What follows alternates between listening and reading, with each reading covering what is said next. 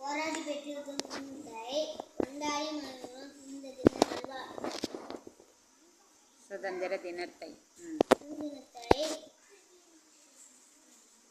கொண்டாடி மகிழும்